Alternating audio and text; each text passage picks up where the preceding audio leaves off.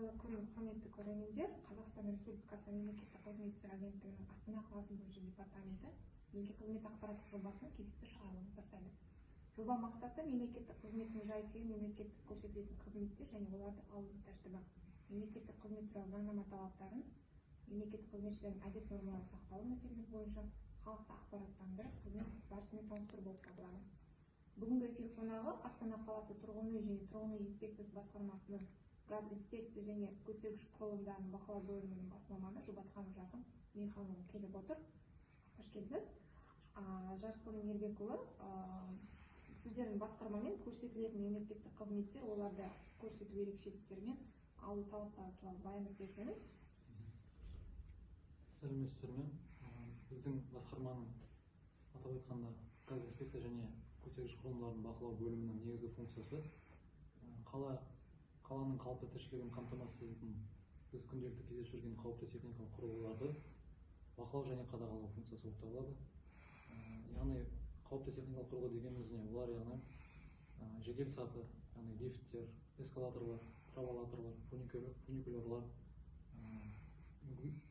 мүмкіндігі шектеулі жандарды көтергіш механизмдері, сонымен қатар мынау әлеуметтік инфрақұрылым объектілерін жылытатын газ тарату қондырғылары, жеке секторда жылытатын газ тарату қондырғылары, яғни газгольдер деп айтамыз.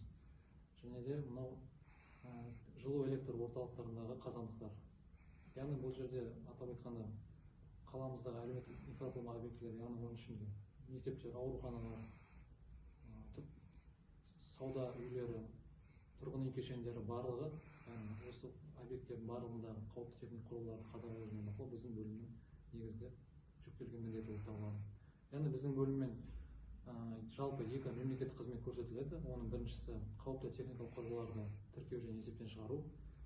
Яғни мұнда қауіпті техникалық құрылғыларды тіркеу және есептен шығару қызметі бойынша біз қауіпті техникалық құрылғы қолданысқа берілмей тұрып, біз оны тиісті деңгейде тексеріс кезеңдерінен өткізіп, яғни ескерту болған жағдайда ескерту жасап, немесе пайдалануға дайын болмаған жағдайда тиісті шараларды атқарып барып, қауіпті техникалық құрылғыны тіркеуге жібереміз. Яғни біздің басты функция осы, яғни сонымен қатар қауіпті техникалық құрылғыларды тіркеудегі негізгі мақсат, яғни олардың халықтың пайдалануынан бұрын олардың тиісті деңгейде дайын болуы, яғни қауіпсіздік талаптарын сақталуы және де толықтай пайдалануға дайын болуы.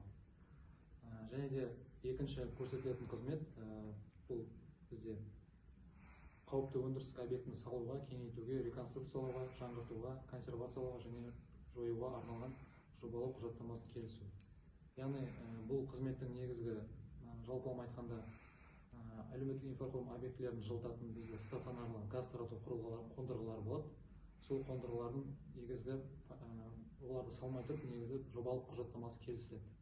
Яғни жобалық құжаттамасын дайындалғаннан кейін біз сол жобалық құжаттаманы тексереміз және біздің оң нәтижеміз берілген жағдайда ол біздің тәуелсіз экспертпен бірге және де сол қондырғының иесімен бірге біз тиісті визуал түрде бақылау арқылы, тексеру арқылы біз оны пайдалануға жібереміз. Яғни бұл негізгі мемлекеттік қызметтің негізгі мақсаты, яғни жобалық құжаттамасын келістіру. Және де соған сәйкес жобалық құжаттаманың негізінде визуалды бақылау арқылы комиссия құрып пайдалануға дайындау. Жалпылама айтқанда жыл басынан бері, яғни 2025 жылдың 1 тоқсанында біздің бөліммен қауіпті техникалық құрылғыларды есепке тіркеу және есептен шығару бойынша жалпы 519 өтініш келіп түсті. Оның ішінде тіркеуге алынғаны 255.